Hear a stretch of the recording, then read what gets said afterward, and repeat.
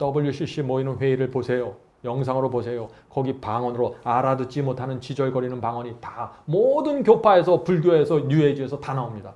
기독교인들이 하는 방언과 그들의 방언이 똑같아요. 근데 서로 알아듣지 못해요. 그래서 귀신의 영들이 모이는 곳이 되었다고 말하는 것입니다. 조심하세요. WCC를 어떤 분들은 열심히 반대합니다. 그건 잘못된 거라고, 종교 통합은 큰 문제라고. 그런데 그분이 방언을 하는데 WCC에서 하는 그 방언하고 똑같은 방언을 하고 있는 거예요. 그래서 제가 가슴이 아픈 거예요.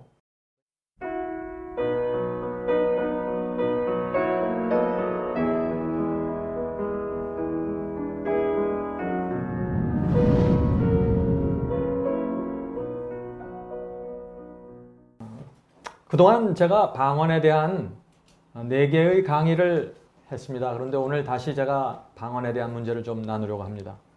왜 그러냐면 이 방언 문제가 오늘날 기독교에서 굉장히 큰 영향을 우리 백성들에게 주고 있기 때문에 그렇습니다. 금세기에 들어오면서 기독교에서 가장 신속하게 올라왔고 퍼져나간 현상이 있는데 그것이 무엇입니까? 그것이 은사운동입니다. 은사운동. 교파를 초월해서 수많은 사람들이 지금 그래서 방언을 하고 있는 것입니다. 방언을 하지 못하면 오늘날 교회에서 이상한 영적인 열등감까지 느낍니다. 그만큼 많은 분들이 방언을 하는 것이죠. 그래서 오늘날 기독교인들에게 당신은 왜 방언을 하십니까? 라는 질문을 던지면은요, 여러 가지 대답이 나옵니다. 그러나 그 가장 바닥에 있는 대답을 들어보면 대개 이런 대답이 나오는 것입니다. 나는 방언을 통해서 하나님을 개인적으로 느끼고 있습니다. 기도하면 오래 할 수 없지만 방언으로 하면 여러 시간 황홀경 속에서 하나님을 느낄 수 있습니다. 방언을 하면 근심 걱정 다 잊어버릴 수 있습니다. 방언을 하면 죄책감도 사라지고 하나님께서 나를 인정해 주신다는 놀라운 확신을 갖게 됩니다. 방언은 내 신앙을 유지시키는 에너지입니다. 성도 여러분, 방언을 통해서 이런 경험을 하는데 누가 방언을 안 하겠어요? 한번 방언으로 들어가면 이것을 놓기가 정말 어려운 것입니다. 그래서 제가 말씀을 나눌 때 가장 힘든 문제 중에 하나가 이 방언에 대한 이슈입니다. 왜 그럴까요? 왜냐하면 이 방언은 우리의 개인의 경험과 깊이 연결되어 있기 때문에 그런 것입니다. 내가 수십 년 동안 방언을 해온 것입니다. 어떤 한 여집사님은 지난번에 저랑 전화로 통화하는데 이런 얘기를 하더라고요. 저는 30년 전에 처음 교회에 나온 그날 하나님께서 저에게 방언을 주셨습니다. 그래서 그때 정말 외롭고 힘들었는데 내가 30년 동안 이 방언을 의지해서 외로움과 생활의 어려움과 곤고함을 모두 극복해서 여기까지 왔습니다. 자, 이런 간증을 하는 것입니다. 방언은 그만큼 오늘날 각 개인에게 깊은 영향을 주고 있는 것입니다. 자, 그래서 우리는 이 방언을 우리가 어떻게 받아들이고 이해해야 되느냐, 그 문제를 좀 확실하게 좀 짚고 넘어가야 될 필요가 있다는 것입니다. 자, 이런 문제, 이런 질문을 좀 던져야 되는 것입니다. 우리 신앙과 삶 속에서 나타나는 모든 기적과 모든 현상들에 대해서 우리는 성경으로 돌아가서 확인해야 하는 것입니다. 방언도 마찬가지입니다. 기적은 모두 하늘로부터 오는 것일까요? 방언이나 퇴마 같은 초자연적인 현상은 모두 하늘로부터 온 것입니까? 하는 질문을 던져보아야 하는 것입니다. 내가 그것을 해서 어떤 유익을 받았다고 그것이 무조건 성경이 말하는 하늘로부터 내려오는 것이라고 착각하면 안 되는 것입니다. 왜 그럴까요? 기적이 모두 하늘로부터 왔다고 믿으려면, 초자연적인 현상이 모두 하늘로부터 왔다고 믿으려면 어떻게 돼요? 이 세상에 사탄이 존재하지 않아야 돼요. 사탄과 악령이 존재하지 않으면 무조건 기적과 초자연적인 현상은 하나님께로부터 왔다고 믿을 수 있는 것입니다. 그런데 현실은 그렇지 않다는 것입니다. 오히려 현실은 사탄은 이 기적과 초자연적인 현상을 가장 큰 자신의 무기로 사용하고 있다는 것입니다. 그래서 조심해야 된다는 것입니다. 성도 여러분, 방언은 언어입니다. 오늘 우리는 이 언어를 통해서 펼쳐지는 하나님과 사탄의 전쟁을 보아야 하는 것입니다. 굉장히 중요한 것입니다. 이 방언을 통해서 펼쳐지는 이 언어의 전쟁을 우리가 살펴보면은 오늘날 교회에서 나타나고 있는 이 방언이 그 출처가, 기원이 어딘지 우리가 알 수 있다는 것입니다. 아담과 하와 이후에 10세대가 지나갑니다. 노아의 시대가 됩니다. 그때 지구에 사는 모든 사람이 사탄의 편에 서게 됩니다. 그 당시 지구 전체는요, 하나의 언어를 사용하고 있었습니다. 아담은 하나의 언어를 사용했죠. 아담의 후손은 하나의 언어를 사용했습니다. 자, 그래서 이 죄와 하나님을 대적하는 정신이 신속하게 퍼져나갈 수 있었던 이유가 무엇일까요? 외국어가 없었어요. 누구를 만나든지 하나의 언어로 소통했습니다. 사탄은 그 언어, 하나의 언어를 통해서 지구를 장악한 것입니다. 노아도 마찬가지입니다. 노아도 120년 동안 심판의 기별을 전했죠. 노아도 외국어를 할 필요가 없었습니다. 하나의 언어를 통해서 심판의 기별을 전했습니다. 자, 그 결과가 어땠습니까? 그런데 오직 노아 가족만 하나님의 편에 서서 방주로 들어갔죠. 하나님께서는 어쩔 수 없이 홍수를 허락하실 수밖에 없었던 것입니다. 왜 그럴까요? 왜냐하면 이제 노아 가족만 남았기 때문입니다. 하나님께서는 이 절대절명으로 이 노아 가족을 지키셔야만 했습니다. 노아 가족까지 이 사탄의 편에 넘어가면 어떻게 됩니까? 큰 문제가 생기는 것입니다. 지구 전체, 지구에 사는 모든 지구인들이 이제 우리는 하나님을 대신해 사탄을 섬기겠습니다. 결정하는 것입니다. 지구의 소유권이 넘어가는 것입니다. 그렇게 되면 어떻게 될까요? 하나님께서는 장차 메시아를 통해서 이 지구에 있는 죄인들의 죄를 메시아의 피를 통해서 속하시고 구원하려는 구속의 계획을 세웠는데 노아의 가족이 사라지면 어떻게 돼요? 이 지구 전체는 사탄에게 넘어가는 것입니다. 그래서 진리에 순종하는 그 마지막 성도의 가족을 보존하고 유지하기 위해서 노아 홍수가 올 수밖에 없었다 하는 것입니다. 의인을 보호하기 위해서 하나님께서 선택의 여지가 없었던 것입니다. 성도 여러분, 하나의 언어를 통해서 죄와 이 악의 세력이 신속하게 뻗어난다는 이 사실을 머릿속에 잘 두시고 오늘 설교를 두셔야 됩니다. 결국 노아의 증손자 시대가 이릅니다. 자, 그건 누구인가요? 니므롯 시대이죠. 니므롯 시대에 이르러서 다시 한번 거대한 배도와 하나님께 대한 반역이 또 생기는 것입니다. 홍수 이후에 불과 200년이 채 되질 않았어요.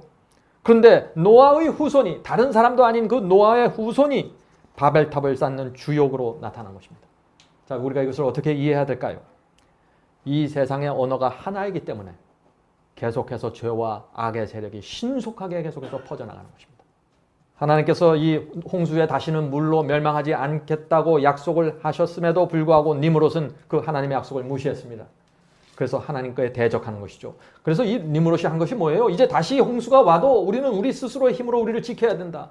그래서 견딜 수 있는, 홍수가 와도 견딜 수 있는 높은 탑을 세우자라고 결정한 것입니다. 그것이 성경에 나온 첫 번째 바벨입니다. 성경에는 바벨론이 여러 번 나오죠. 마지막 시대 요한계시록은 마지막 시대 전체 기독교가 바벨론이 되었다고 선포하는 것입니다. 첫 번째 바벨은 니므롯이 시작했고 세상 종말까지 이 바벨과 바벨론과 하나님의 이 두 세력이 전쟁을 벌이는 것입니다. 그 전쟁 중에 나타나는 하나의 수단이 뭐예요? 방언이 되는 것입니다.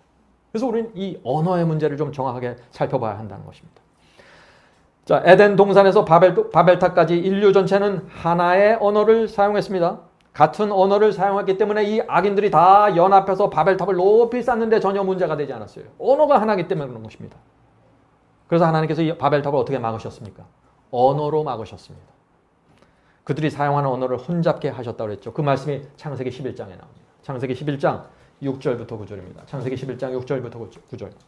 여호와께서 가라사대 이 무리가 한 족속이요 언어도 하나이므로, 그렇죠? 분명히 나오죠. 언어가 하나입니다. 에덴 동산부터 이 니므롯 시대까지 언어가 하나였어요. 언어도 하나이므로 이같이 시작하였으니 이후로는 그 경영하는 일을 금지할 수 없으리라. 자, 우리가 내려가서, 자, 하나님께서 성령과 하늘의 존재들이 내려와서 거기서 그들의 언어를 혼잡케 하여 그들로 서로 이해하지 못하게 하자 하시고 여호와께서 거기서 그들을 온 지면에 흩으신 고로 그들이 성 쌓기를 그쳤더라.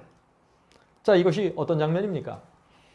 지금 바벨탑을 쌓아가는 저 위에 있는 사람들이, 자, 나무와 벽돌을 달라고 소리쳐도 그 아래에 있는 사람들이 어떻게 된 거예요? 그 언어를 이해할 수 없다는 것입니다. 그 말의 의미를 이해하지 못하는 상황이 생긴 것입니다. 위에 있는 사람들은 분명히 소통을 했어요. 그런데 아래에 있는 사람들은 듣지 못하고 이해하지 못하는 일이 생겨버린 것입니다.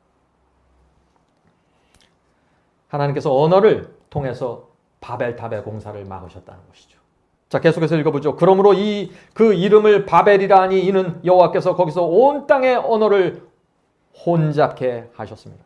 자, 여기서 언어는 language입니다. 소통할 수 있는 단어예요. 소통할 수 있는 언어입니다.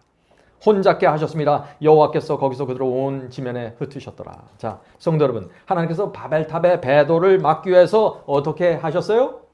서로의 언어를 이해하지 못하게 막았습니다. 다시 말해서 에덴 동산에서부터 온 세상이 하나의 언어를 사용해 오다가 바벨탑의 때부터 언어가 나눠지기 시작했다는 것입니다. 그것이 인류의 역사입니다. 언어의 역사예요. 하나님께서 왜 언어를 다르게 하셨나요? 이제부터는 더 이상 죄가 빨리 퍼져나가는 속도를 막으시겠다는 것입니다. 속도를 둔화시키기 위해서 언어를 각 민족별로 사람별로 나눠버릴 것입니다.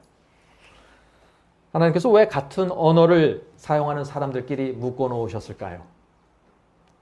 노아 시대의 세계적인 반역, 니므롯 시대의 세계적인 그 바벨탑의 반역이 다시는 일어나지 못하게 하기 위해서 언어를 민족과 나라별로 묶어놓으셨습니다. 그것이 방언입니다. 그것이 성경이 말하는 방언이에요. 성경에서 이 방언이라는 것은 언어를 뜻하는 것입니다. 하나님께서 이 나라에서 반역하고 저 나라에서 하나님께 반역하더라도 악인들이 전 세계적으로 연합해서 반역을 하지 못하게 민족별로 언어를 나눠주셨다는 것입니다. 나라와 족속과 방언이 이렇게 해서 시작되었다는 것입니다. 자, 히브리 사람에게는 히브리 방언을 주시고 애굽 사람에게는 애굽 방언을 주셨어요. 그것이 구약 성경이 말하는 것입니다. 자, 느헤미야 13장 24절 보겠습니다. 성경에서 이 구약 시대부터 각 민족의 언어는 방언이라고 불렀습니다. 그들의 자녀가 아스돗 방언을 절반쯤 하여도 유다 방언은 못하니 그 하는 말이 각 족속의 방언이므로. 분명하죠?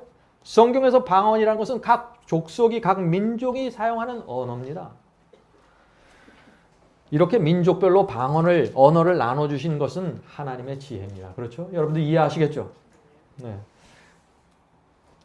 죄와 악이 온 세상으로 신속하게 퍼져나가는 것을 막기 위해서 민족별로 언어의 장벽을 다 세우는 것입니다. 너희 민족 속에서 있는 죄가 악이 저 민족으로 가지 못하게 언어의 장벽을 다 세워놓으셨어요.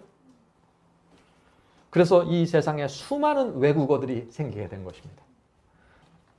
자, 하나님께서 이 언어를 흐트러주시고 죄의 조류를 막으시고 저지하시는 이유가 중요한 이유가 있습니다. 그것은 무엇일까요?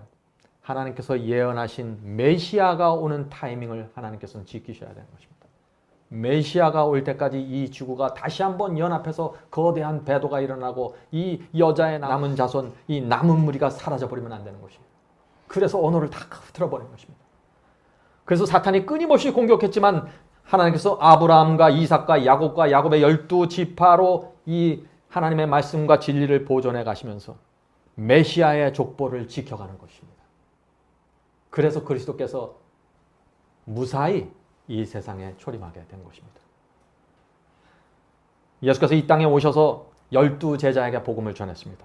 예수께서 주신 이 복음은 정말 순수한 복음입니다. 구약시대 유대인들이 오해했던 그런 율법주의도 아니고 정말 이 순수한 복음이고 순수한 계명입니다. 이것이 그대로 이 12제자를 통해서 온 세상에 전파되어야 되는 것입니다. 그것이 하나님의 계획입니다. 자, 그런데 문제가 있죠. 무슨 문제가 있습니까? 바벨탑에서 지구는 수천 년 동안 각 언어별로 민족과 나라로 흩어져 버린 것입니다. 그런데 이 제자들이 알고서 말할 수 있고 설교할 수 있는 언어는 뭐예요? 하나밖에 없었어요. 이건 유다 방언입니다. 그러니까 하나님께서 어떤 결정을 하셔야 될까요? 당연하죠. 오순절 성령을 통해서 그 120명에게 하늘부터 성령이 임하셔야 되는 것입니다. 사도행전 2장에 나오는 그 장면에서 처음 나오는 이 성령의 은사가 무엇입니까? 그래서 방언의 은사가 나오는 것입니다. 성도 여러분, 왜 하나님께서 방언의 은사를 주셨습니까? 민족별로 나눠진 이 언어의 장벽을 깨트리면서 복음이 온 땅에 퍼져나가야 되는 것입니다. 방언은 소통해야 되는 것입니다. 복음을 방언을 통해서 전파되어야 되는 것입니다. 그래서 아시아와 유럽이 각기 다른 언어를 사용하고 있는데 이 무식한 제자들, 언어의 장벽을 넘어서 자신들이 이 복음을 온 세상에 전파돼야 한다. 이것은 정말 말할 수 없는 부담입니다. 이건 도저히 불가능한 것입니다. 그래서 언어를 자유롭게 사용할 수 있는 능력을 주시는데 그것이 오순절 성령의 방언의 은사라 하는 것입니다. 성도 여러분, 방언을 볼 때요, 고린도전서 14장 어디에 있는 그 성경절 몇 개만 보면 안 돼요.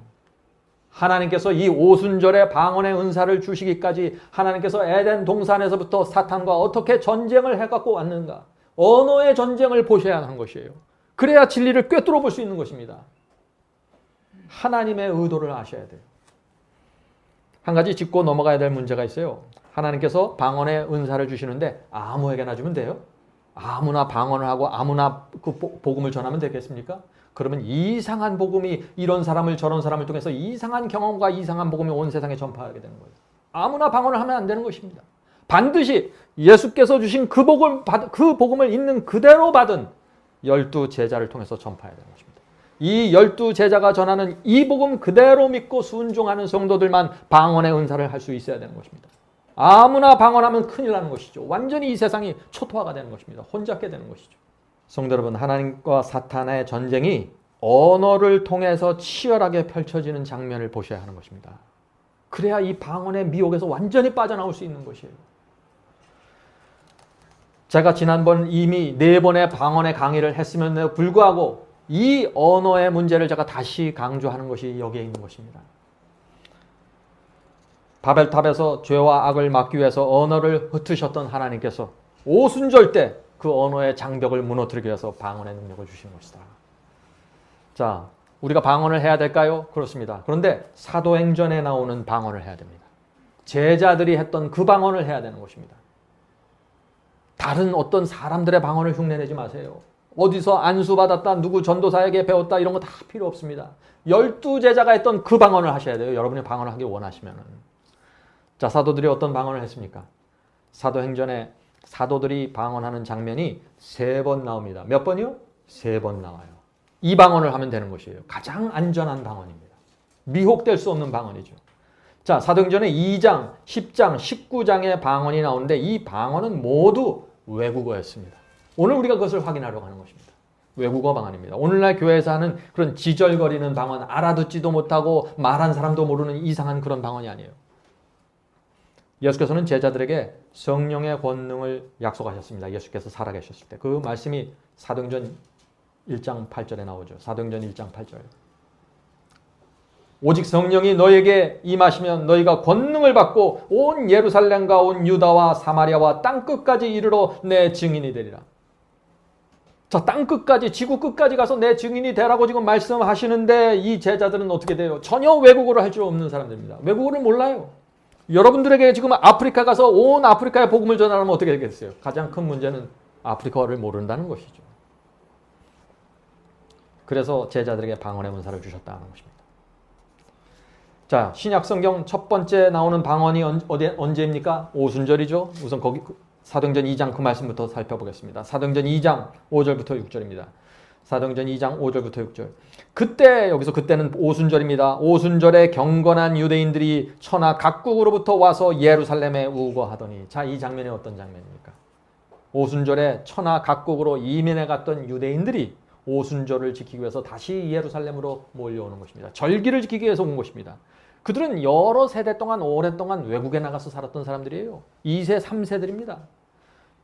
이들이 타지에서 살았기 때문에 이 히브리어, 유다 방언을 잊어버렸어요. 정확하게 알아들 수가 없는 것입니다. 서툴렀습니다. 그래서 이들에게 이 장면에서 방언이 또 나타나는 것입니다. 자, 이 소리가 나매 큰 무리가 모여 각각 자기의 방언으로 제자들의 말하는 것을 듣고. 누구의 말로 들었어요?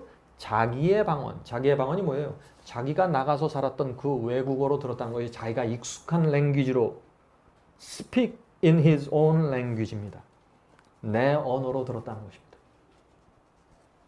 제자들이 각각 자기의 방언으로 제자들의 말하는 것을 듣고 소동하여.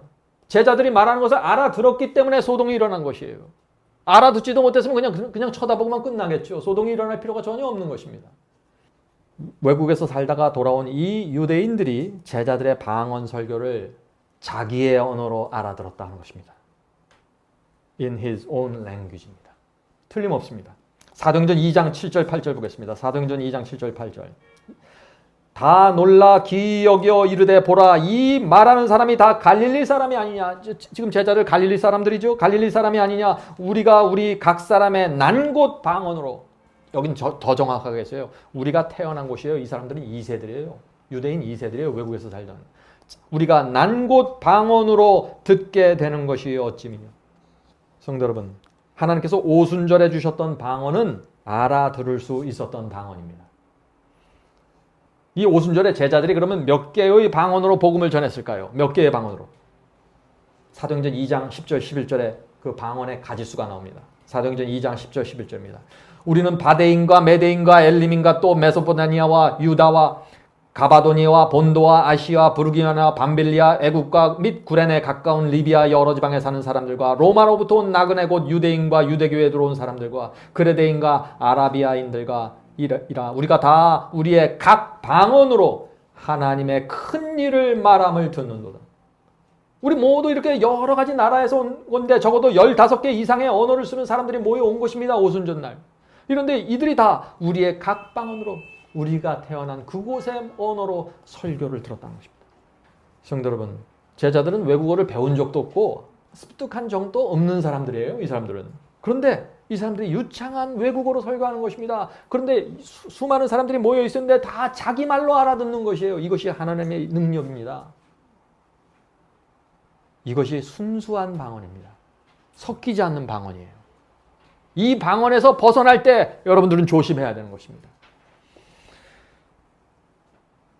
오순절에 이 예루살렘을 방문했던 이 사람들이 설교를 다 복음을 다 듣고서 다 자기 나라로 돌아가는 것입니다. 복음을 마음에 감고 자기 나라로 돌아갔던 것입니다. 그래서 어떻게 되죠? 복음이 순식간에 15개 나라 지역 이상으로 퍼져나가게 된 것입니다. 하나님의 계획입니다. 하나님은 철저하게 계획을 가지고 오순절에 성령을 주셨던 것입니다. 자, 사도행전 4장에도 수많은 사람들에게 복음이 전파되는 장면이 나와요. 굉장히 많은 사람들이 이때도 모였습니다. 그런데 이상하게 이때는 방언의 은사가 안 나타났어요. 왜 그럴까요? 여러분들이 이제 이 질문에 대답할 수 있어야 되는 것입니다. 방언의 은사가 나타나지 않았어요. 사도행전 4장 1절, 4절, 31절을 읽으면서 보겠습니다. 사도행전 4장 1절, 4절, 31절입니다. 사도들이 백성들에게 말할 때 제사장들과 성전 맡은 자와 사두개인들이 이르러, 사도들이 지금 복음을 전하고 설교하는데 그곳에 모여있는 사람들이 누구예요 지금? 이방인들이에요? 아니에요. 지금 누구예요? 제사장과 사두개인들 모두 유대인들이 모여있는 거예요. 이 자리에. 방언이 나타날 필요가 있을까요? 안 나타나는 것입니다. 그래서 이 자리에. 굉장히 많은 군중이 모였어요. 계속해서 읽겠습니다. 사도들이 백성들에게 말할 때 말씀을 듣는 사람들 중에 믿는 자가 많으니 남자의 수가 약 5천이나 되었더라. 빌기를 다음에 모인 곳이 진동하더니 무리가 다 성령이 충만하여 담대히 하나님의 말씀을 전하니라. 지금 이 장면만 보면은요, 성령이 충만한 것이에요. 땅이 진동하는 것입니다. 그런데 방언의 은사가 없었어요. 이제 여러분들이 이유를 아시겠죠? 왜 방언의 은사가 나타나지 않았습니까? 그곳에 외국인이 없었습니다.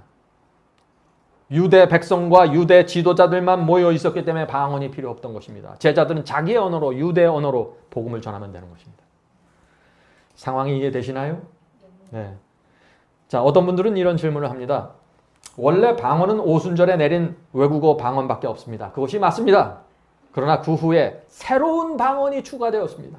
알아듣지 못하는 방언을 하게 된 것이 바로 그때부터 시작된 것입니다. 라고 말하는 것이죠. 네? 정말 새로운 방언이 추가되었을까요? 성경은요, 오직 하나의 방언을 말하고 있습니다. 오늘 우리가 성경을 통해서 확인할 것입니다. 사도행전에는 오순절 성령 이후로 한참 세월이 지난 다음에 베드로가 이방인 고넬료를 찾아가는 장면이 나옵니다. 그때 방언이 또 나오는 것입니다. 외국어 방언이 나오는 것이에요. 왜 그럴까요? 베드로는 유다 사람이에요. 갈릴리 사람입니다. 근데 고넬료는 이방인이에요. 서로 언어가 통하지 않는 사람이 모인 것입니다. 둘 사이에 언어의 장벽이 있었어요. 하나님께서 그 언어의 장벽을 어떻게 해요? 깨트리셔야 되는 것입니다. 방언을 통해서 언어의 장벽을 깨트리시는 것입니다. 자, 그래서 사도행전 11장에 방언의 은사가 나타나는 것입니다. 사도행전 11장 15절 보겠습니다. 자, 고넬료를 만나는 장면입니다. 내가 말을 시작할 때, 여기서 내가 누구예요? 베드로입니다. 베드로가 말을 시작할 때 성령이 저희에게 임하기를, 저희는 누구예요? 고넬료와 그 집안 사람들이죠. 성령이 고넬료와 집안 사람들에게 임하시기를 처음 우리에게 하신 것과 같이 하는지라. 이 얘기가 무슨 얘기예요? 고넬료와 그 사람들에게 성령이 임하시는데 처음 하나님께서 우리에게 주셨던 그 방언의 선물이 임했더라 하는 것입니다. 처음 임했던 그것이 지금 임했더라 하는 것입니다. 새로운 것이 나타나지 않았습니다. 다시 말해서 사도행전 10장의 방언은 2장에 나온 그 외국어 방언과 같았다는 것입니다. 베드로는 고넬료가 사용하는 그 언어로 복음을 전할 수 있었다는 것입니다. 자, 그런데 44절에 보면은요, 고넬료도 방언하는 장면이 나와요. 베드로만 방언을 하는 게 아니라 고넬료도 방언을 또 합니다. 왜 그럴까요? 소통해야 되니까. 설교를 자기 말로 들었어요. 그런데 이 고넬료는 베드로가 알아들을 수 있는 말로 할 수가 없어요. 히브리 말을 모르는 사람이에요. 그러면 어떻게 돼요? 하나님께서 고넬료에게도 방언의 능력을 주셔야죠. 그래야 소통을 하죠. 질문을 하죠. 사도행전 10장 44절부터 46절입니다. 베드로가 이 말을 할 때 성령이 말씀 듣는 모든 사람에게 내려오시니 베드로와 함께 온 할례 받은 신자들이 이방인들에게도 성령이 부어주심을 인하여 놀라니. 설교를 듣고 또 복음을 받는 이 이방인들에게도 성령이 부어지는 것을 지금 보는 것입니다. 이는 방언을 말하며, 누가 말하는 거예요? 지금 이거는 고넬료와 함께 있던 이방인 가족들이 방언을 말하게 됐다는 것입니다. 이는 방언을 말하며 하나님 높임을 들음이더라. 말한다는 건 스피크예요. 듣는다는 건 리슨입니다. 지금 소통이 되고 있다는 것입니다. 외국어를 전혀 모르는 베드로가 고넬료와 가족들의 하나님의 높이는 그 간증과 고백을 들었던 것입니다. 성도 여러분, 이렇게 2개 이상의 언어가 필요할 때 방언이 주어지는 것이에요. 2개 이상의 언어가 필요해야만 하나님께서 방언을 주시는 것입니다. 이 상황을 잘 보셔야 돼요. 성경에서 방언이 주어지는 상황을 잘 보시면 방언에 대한 모든 오해가 풀어지는 것입니다. 자, 그런데 문제가 생겼어요. 베드로가 이방인과 접촉했던 사실이 알려졌습니다. 이때만 해도 사도들과 제자들이 이방인과 접촉하는 것은 금기시 되었습니다. 이방인에 대한 편견이 컸기 때문에 그렇죠. 그래서 사도들이 어떻게 유대인이 이방인 집에 가서 찾아가서 밥을 함께 먹을 수 있느냐 하면서 책망하는 내용이 나오는 것입니다. 그러자 베드로가 이렇게 대답합니다. 사도행전 11장 17절입니다. 그런즉 하나님이 우리가 주 예수 그리스도를 믿을 때 주신 것과 같은 선물을 주셨다는 것이에요. 사도들이 처음 받았던 그 선물, 은사를, 같은 선물을 저희에게도, 이방인에게도 주셨으니 내가 누구간데 하나님을 능히 맡겠더냐 하더라. 분명하죠? 오순절 이후에 세월이 흘러갔습니다. 베드로와 이방인 고넬료는 처음 받았던 오순절의 그 선물을 계속해서 받아갖고 소통하고 복음을 전했던 것입니다. 자, 그러므로 사도행전 전체에서 방언의 은사는 항상 2 종류의 언어를 가진 사람들이 한 자리에 모여 있을 때 나타났던 것입니다. 분명합니까? 네. 사도행전 전체를 보세요. 틀림없어요. 네. 이제 3번째 방언의 은사가 나타난 장면을 찾아보겠습니다. 사도행전 19장입니다. 19장. 이 장면에서도 2개의 언어가 필요한 장면이 나오는 것입니다. 자, 이때도 방언의 은사가 나타날까요? 그렇습니다. 사도행전 19장 6절 보겠습니다. 사도행전 19장 6절. 바울이 그들에게 안수하며, 지금 바울이 선교여행을 떠나면서 이방인들에게 지금 안수하는 장면입니다. 바울이 그들에게 안수하며 성령이 그들에게 임하심으로 방언도 하고 예언도 하니. 성도 여러분, 많은 분들이 이 말씀을, 이런 장면을 보면서 그냥 막 침례 받으면서 바로 방언 시작한 거 아닙니까? 뭐 진리를 다 알아야 방언을 합니까? 그런 게 아니에요. 지금 이 사람들이 누구의 복음을 받은 거예요? 바울이 전한 복음을 받은 거예요. 아무 교회에서나 아무 교파에서 전한 그런 이상한 교리를 받은 사람들이 아니에요. 바울이 전한 그 메시지를 받은 것입니다. 거기에 굴복하는 사람들이죠. 방언은 소통할 수 있는 언어입니다. 오늘날에도 2개의 언어가 필요할 때, 그렇다면 외국어로 복음을 전해야 되는 그런 상황에서 오늘날에도 방언의 은사가 나타날 수 있을까요? 나타날 수 있다는 것입니다. 저는 오늘 그 증거의 문장을 제가 여러분께 읽어드리려고 하는 것입니다. 이 글은 Selected Message Volume 3에 나오는 글인데 실제로 있었던 이야기입니다. 우리가 우리의 간절한 이야기를 하나님께 올리는 동안 그 약속된 은사가 우리에게 이르러 왔는데, 우리는 사도행전 2장에서 사도들이 했던 것과 같은 경험을 했습니다. 우리는 성령이 우리에게 말하게 하심을 따라 다른 방언으로 말했습니다. 톨레도에서는 우리가 길거리에서 복음을 증거하고 있을 때 폴란드인이, 맥킨 부인이 복음을 전하고 있는 동안 길거리에 서서 듣고 있었습니다. 자, 맥킨 부인이라는 것은 영어권 자매님입니다. 영어로 지금 설교를 하고 있는데 폴란드 사람 맥킨이 그 길거리에 서서 그 맥킨 부인이 하는 설교를 듣는 것입니다. 자, 그 사람은 나는 이 여성이 말하고 있는 것을 압니다. 나는 내 자신의 언어로 이 도시에 곧 임할 재난에 대해서 말하고 있습니다. 라고 외쳤습니다. 지금 이 사람은 서로 다른 언어권의 2 사람인데 지금 설교를 알아듣고 놀라서 이렇게 외치는 것입니다. 계속해서 읽겠습니다. 어떤 사람이 방언을 말하는 축복에 들어갔을 때 주님께서는 나에게도 동일한 방언을 주실 수 있으며 우리는 방언으로 대화를 가질 수 있습니다. 여러분들 방언을 은사를 받으셨나요? 대화하실 수 있어야 돼요. 소통이 돼야 되는 것입니다. 혹 셋 혹은 넷까지라도 대화에 참여할 수 있는데 그것은 그들에게 외국어였습니다. 한 사람이 말을 마칠 때까지 다른 이는 기다리며 모든 것이 질서정연했습니다. 이것이 약속된 축복에 따라 우리가 받은 경험입니다. 분명하지 않습니까? 방언은 언어이기 때문에 두 사람, 세 사람, 네 사람이 동시에 말할 수 있는 것이 아니에요. 그렇기 때문에 언어가 소통이 되겠어요? 한국 사람들이 모여서 한 10사람 이상이 동시에 말해봐요. 그럼 무슨 소통이 되겠어요? 이상한 거죠. 방언은 언어예요. 그래서 소통이 되는 것입니다. 한 사람씩, 그래서 고린도전서에 차례차례 순서대로 해라. 한꺼번에 말하지 마라. 그런 얘기가 나오는 것이에요.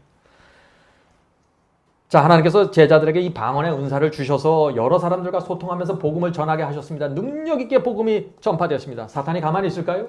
항상 사탄은 가만히 있지 않습니다. 그런 모습이 나타나는데 사탄이 가만히 있어요? 그럴 수 없는 것이죠. 자, 사탄이 어떻게 이 방언을 그러면 공격했을까요? 가짜 방언을 만들어내는 것입니다. 그래서 사람들은 진짜 방언과 가짜 방언 둘을 놓고 항상 혼돈하게 되는 것입니다. 복음도 두 종류죠. 진짜 복음, 가짜 복음. 늘 진짜와 가짜가 동시에 기독교회로 들어오면서 사람들이 둘 사이에서 고민에 빠지는 것입니다. 근데 고민에 빠질 필요 없어요. 성경만 정확하게 보면 되는 것입니다. 사탄은 알아듣지 못하고 이해할 수 없는 방언으로 미혹했다는 것입니다. 그것이 바로 고린도 교회에서 일어났던 미혹의 현장입니다. 오늘 우리가 고린도전서 14장을 그래서 자세하게 살펴보려고 하는 것입니다. 이 고린도 교회는요, 문제가 정말 많은 교회예요. 이 고린도 교회 하면은 아마 사도 바울의 골치가 지근지근 거렸을지도 모르겠습니다. 너무나 문제가 많았던 교회입니다. 자, 어떤 문제가? 지금 방언 문제만이 아니에요. 고린도전서 시작부터 계속해서 다 문제입니다.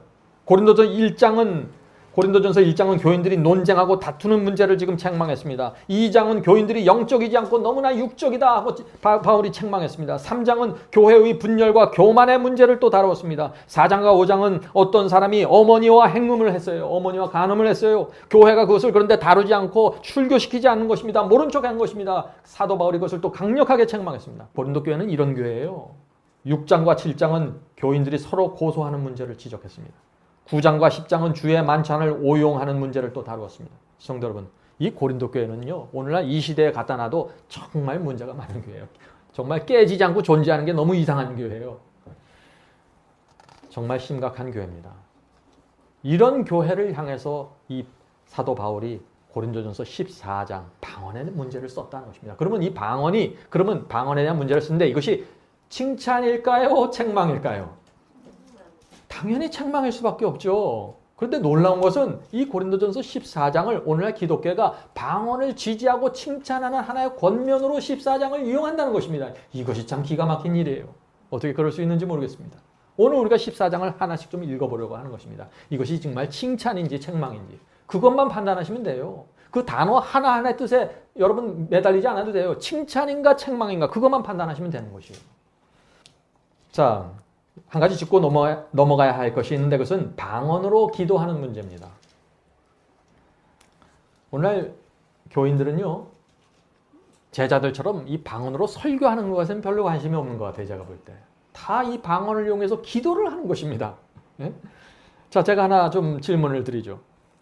만약 알아듣지 못하는 방언으로 기도하는 것이 정말 하나님의 뜻이고 원하시는 것이라면 왜 하나님께서 인간이 이해하지 못하는 소리로 기도하라고 했을까요?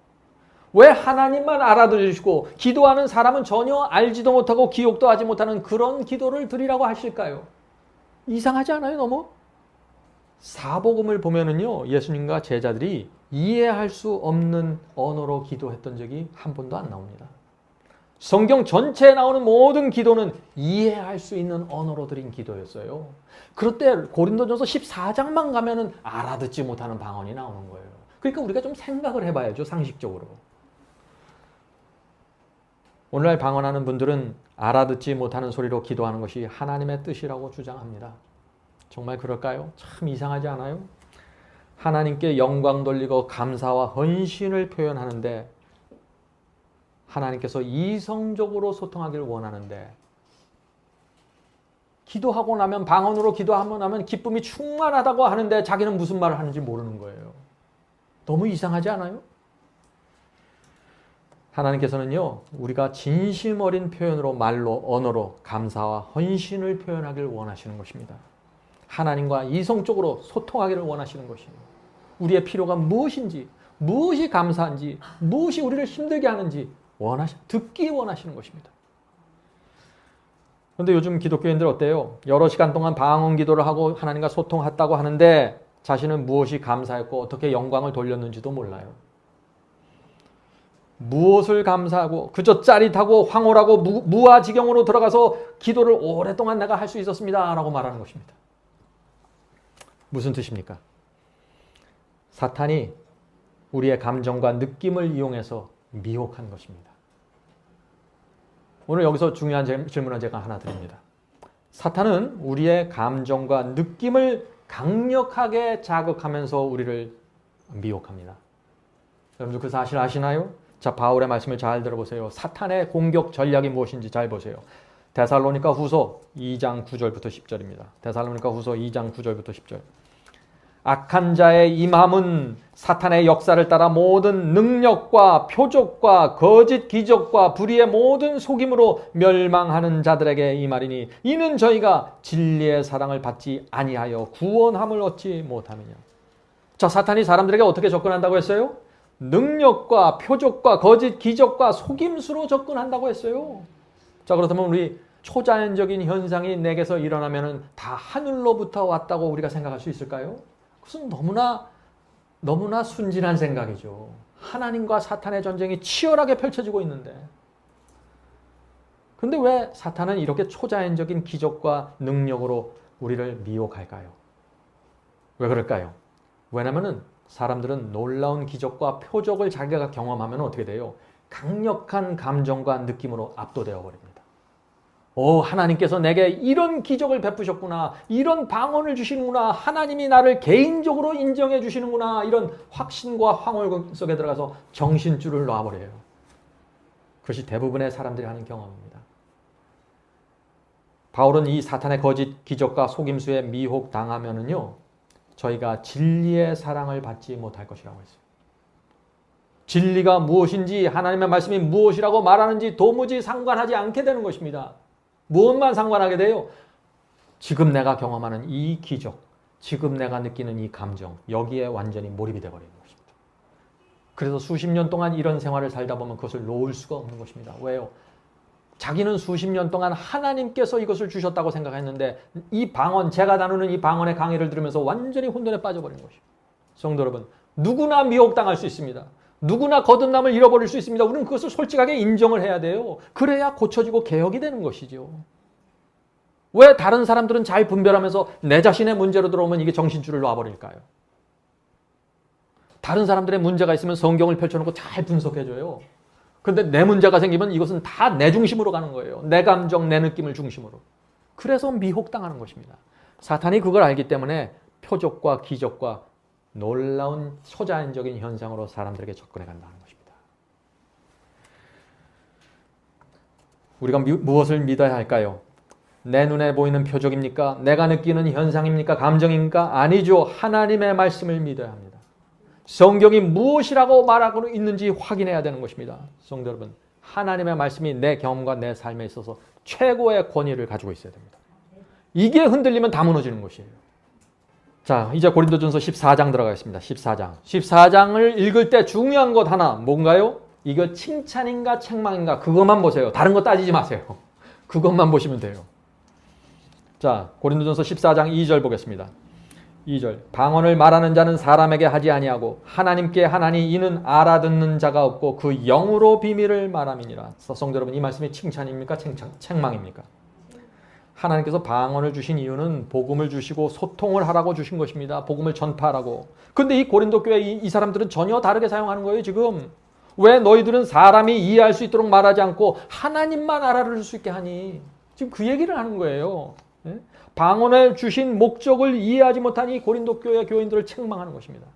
자, 고린도전서 14장을 가면 갈수록 점점 더 분명해집니다. 자, 2절 후반부 보죠. 이는 알아듣는 자가 없고 그 영으로 비밀을 말합니다.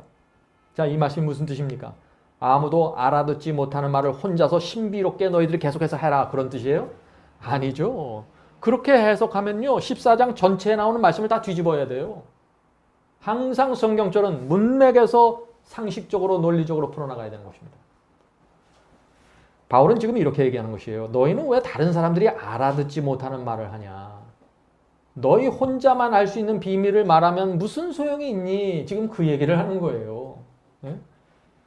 오늘날 기독교에서 하는 방언은요. 고린도전서 14장에 나오는 방언과 또 다릅니다. 왜요? 고린도전서 14장에 나오는 방언은요. 본인은 적어도 알아요.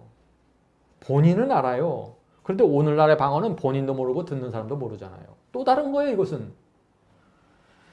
자, 왜 본인은 알까요? 오늘 24장 전체를 읽어보면 그 의미를 나옵니다. 성도 여러분, 14장 전체가 고린도 교인들이 하는 이 알아듣지 못하는 이 방언을 책망하는 말씀이에요. 자, 이어지는 말씀들을 보면 분명해집니다. 5절입니다.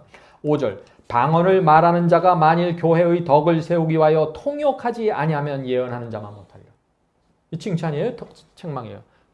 통역하지 않았다고 책망하는 거예요, 지금. 바울은 반드시 방언을 통역하라고 하는 것입니다. 왜 통역이 필요할까요? 왜? 방언은 소통하는 것이기 때문에. 나만 알면 안 되고 상대방이 알아듣고 이해해야 되는 것입니다. 성도 여러분, 왜 통역이 필요했어요? 이 고린도 교회는요, 다민족 교회예요. 다문화 교회예요. 여러 언어가 공존했습니다.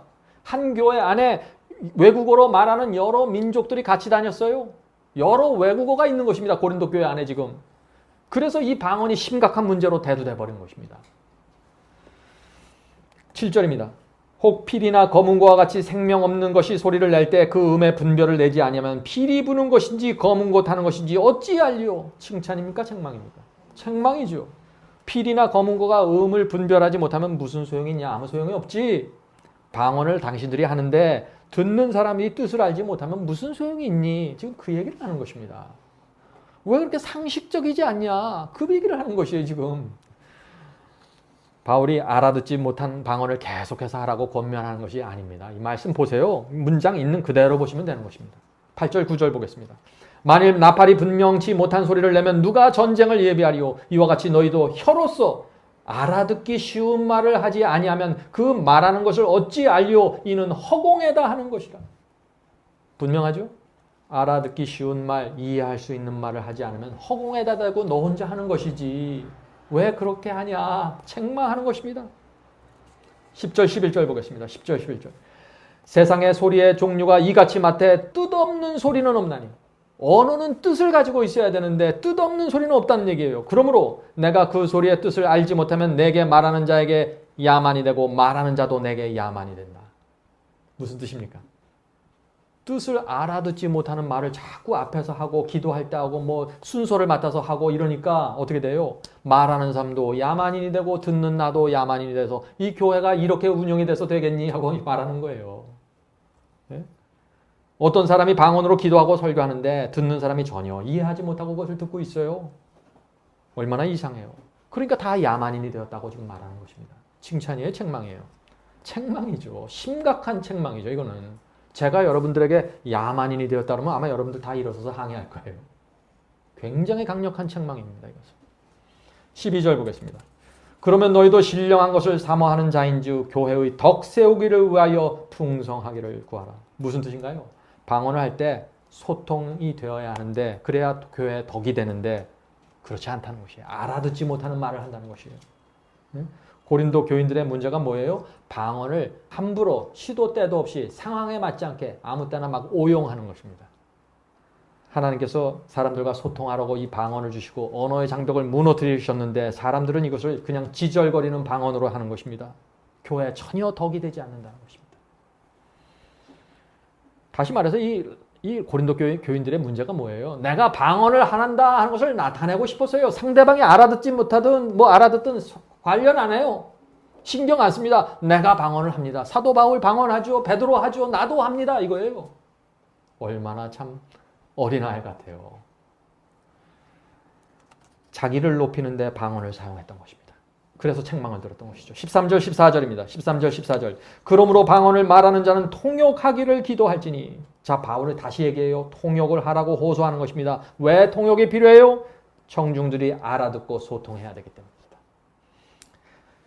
내가 만일 방언으로 기도하면 나의 영이 기도하거니와 나의 마음은 열매를 맺지 못하리라. 이 말씀이 무슨 뜻인가요?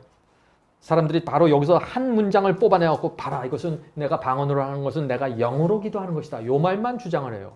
그렇게 영으로 기도하면은 열매를 맺지 못한다고 책망하고 있는데, 참 한 문장에서도 이렇게 중간에서 빼지 말아야 돼요. 빼면은 문제가 생겨요. 여기서 사람들이 알아듣지 못하는 말로 기도하면은 내 영이 아무리 기도한다고 해도 내 마음에는 열매가 맺지 못한다는 것이에요. 왜 그래요? 내가 한 기도 자체를 이해하지 못하니까. 내 기도에 내가 감화를 받지 못해요. 열매가 생길 수 없는 것입니다. 지성과 양심으로 이해할 수 없고 깨닫지 못하는데 어떻게 열매가 생기겠어요, 마음에? 안 되는 것이죠. 기도해도 이해되지 못하면 마음에 흡족함이 없고 확신도 없고 열매가 없다는 것입니다. 그냥 감정만 있는 것이에요. 느낌만 있는 것입니다. 다시 말해서 바울이 뭐라고 얘기하는 거예요? 지금 알아듣지는 못하는 방언을 하지 말라고 말하는 것입니다. 바울은 22절에서 하나님께서 방언을 주신 분명한 이유와 목적을 설명합니다.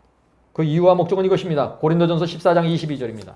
14장 22절. 그러므로 방언은 믿는 자들을 위하지 않고 믿지 아니하는 자들을 위하는 표적이니. 자, 방언을 누구를 향해서 하라 그런 거예요, 지금? 믿지 않는 불신자들을 향해서 나가라는 거예요. 여기 다 고린도 교회 다 믿는 사람들만 있는데 왜 너희들이 여기서 방언을 하냐는 얘기예요. 교회 밖에 나가서 복음을 전하고 불신자들을 소통하고 그들을 복음으로 확신시키기 위해서 방언을 사용하라고 하나님께서 방언을 주셨는데 왜 믿는 자들끼리 모여서 이 속에서 아웅다둥하면서 서로 키재기를 하냐 이 얘기예요.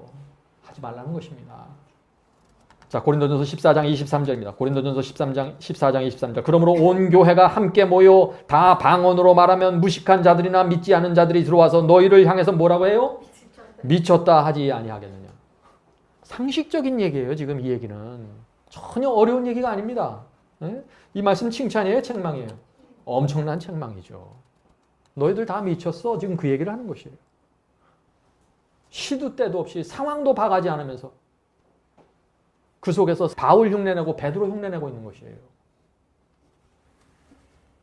이 장면이 어떤 장면이에요? 오늘날 교회, 기독교 안에서 펼쳐지고 있는 장면이 바로 이 장면과 굉장히 유사한 장면입니다. 온 교회 교인들이 믿는 자들이 모여서 방언을 하는데 서로 알아듣지 못하는 방언을 하는 거예요. 그래서 세상 사람들이 또 그 교회 안에 들어오면은 지금 이 교회에서 무슨 일을 벌어지고 있느냐? 미치는 거 아니야, 이 사람들? 이렇게 생각한다는 거예요. 고린도전서 14장 27절 보겠습니다. 고린도전서 14장 20절. 자, 방언을 하려면 이렇게 하라. 이제 이 바울이 솔루션, 방법을 제시합니다. 27절. 만일 누가 방언으로 말하거든 두 사람이나 세 사람이 차서를 따라 순서를 따라 하고 한 사람이 통역할 것이요. 분명한 제시죠. 두 사람이나 세 사람이나 하려면은 순서대로 해라 하는 것입니다. 동시에 하지 마라. 그렇게 하고 어떻게 알아듣겠니? 반드시 하려면은 한 번에 한 사람씩 통역을 세워라. 소통을 하라는 것입니다. 바울이 왜 이런 규칙을 정해줬을까요? 바울이 너희들 방언을 전혀 하지 마 이렇게 얘기는 안 했어요. 왜 이런 규칙을 정했어요? 그들이 하는 말 자체가 외국어였어요. 다문화교입니다. 다 언어교회예요. 그들이 일어나서 자기 나라, 자기 고향말로 자꾸 기도하고 설교하고 순서를 쓰는 거예요. 통역도 없이. 오늘날 교회에서 하는 방언과 고린도서 14장에 나오는 방언은 다른 방언입니다. 이거를 갖고 증거로 제시하면 맞지 않아요. 성경 안에 오늘날 교회에서 하는 방언의 증거는 단 한 글자도 없습니다. 한 절도 없습니다. 고린도 교인들이 했던 방언은 실제 언어였어요. 그래서 통역을 하라고 합니다. 한 번에 한 사람씩 해라.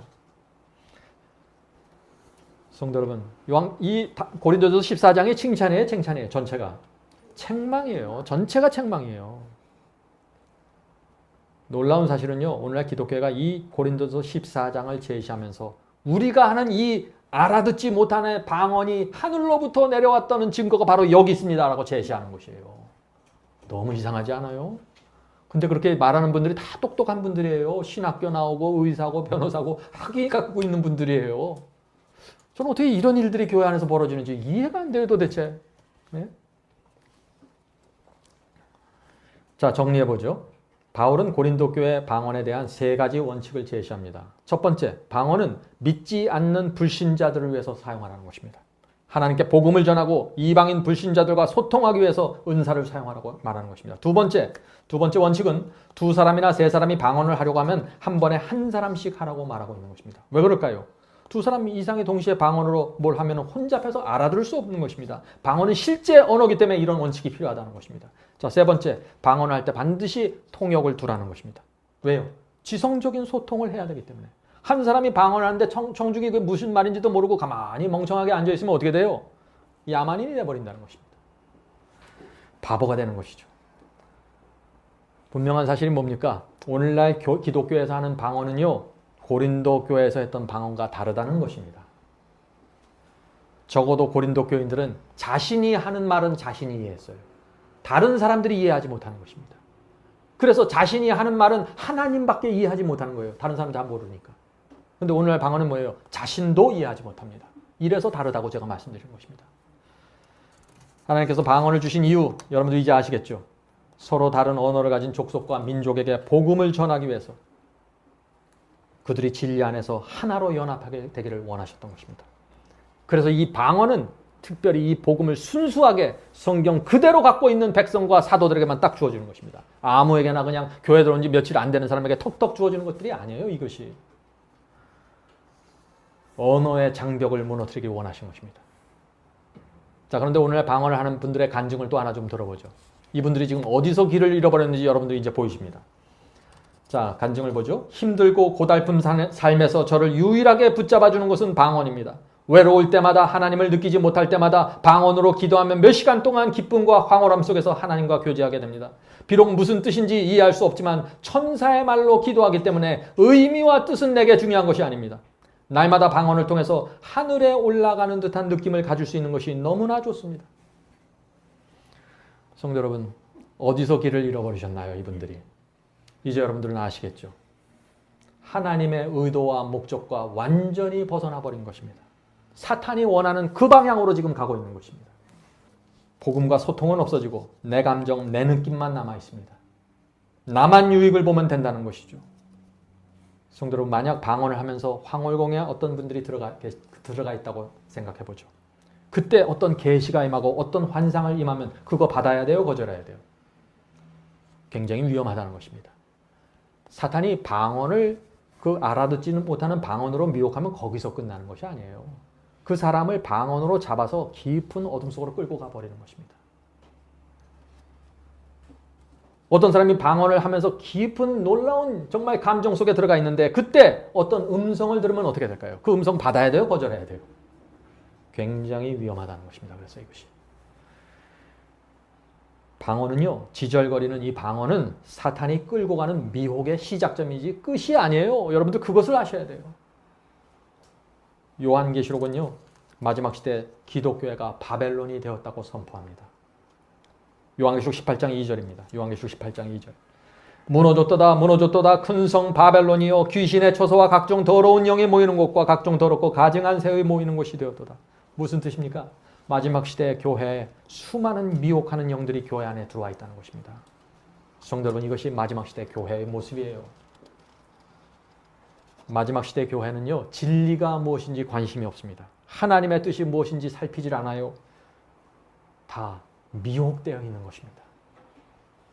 오늘날 기독교회가 하나로 뭉치고 있습니다. 종교연합이라는 이름으로 하나로 지금 뭉치고 있습니다. 거의 모든 개신교 교파들과 천주교회와 불교와 뉴에이지 단체들이 WCC라는 이름으로 모여서 대화를 하고 언어를 합니다. 그것이 뭘까요? 그것이 지절거리는 방언이에요. WCC 모이는 회의를 보세요. 영상으로 보세요. 거기 방언으로 알아듣지 못하는 지절거리는 방언이 다 모든 교파에서 불교에서 뉴에이지에서 다 나옵니다. 기독교인들이 하는 방언과 그들의 방언이 똑같아요. 근데 서로 알아듣지 못해요. 그래서 귀신의 영들이 모이는 곳이 되었다고 말하는 것입니다. 조심하세요. WCC를 어떤 분들은 열심히 반대합니다. 그건 잘못된 거라고, 종교통합은 큰 문제라고. 그런데 그분이 방언을 하는데 WCC에서 하는 그 방언하고 똑같은 방언을 하고 있는 거예요. 그래서 제가 가슴이 아픈 거예요. 왜 이런 일이 생길까요? 미혹당한 것입니다. 미혹 안 당한다고요? 여러분을 예외로 생각하지 마십시오. 누구나 미혹당할 수 있는 것입니다. 성경에서 벗어나는 한 거기는 미혹입니다. 지금 무서운 일이 기독교 안에서 펼쳐지고 있어요. 성도 여러분, 지금 기독교회가 귀신의 처소가 된 것입니다. 더러운 영들이 모이고 있습니다. 여기서 살아남는 방법은 하나밖에 없어요. 하나님의 말씀으로 돌아가셔야 됩니다.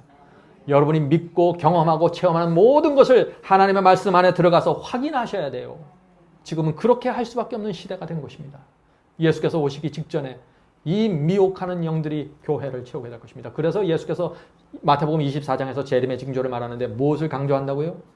거기서 전쟁이나 기근을 강조해요? 아니에요. 6번 반복해서 나오는 것은 사람의 미혹을 조심하라는 경고입니다.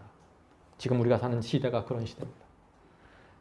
하나님께서는 이 바벨탑의 이 악인들의 공동체를 해산시키고 죄가 신속하게 퍼지는 것을 막기 위해서 언어를 분리시켜 놓은 것입니다. 그런데 마지막 때가 되면서 온 기독교가 하나의 언어로 뭉치고 있는 것입니다. 그 하나의 언어가 뭐예요? 알아듣지 못하는 방언입니다.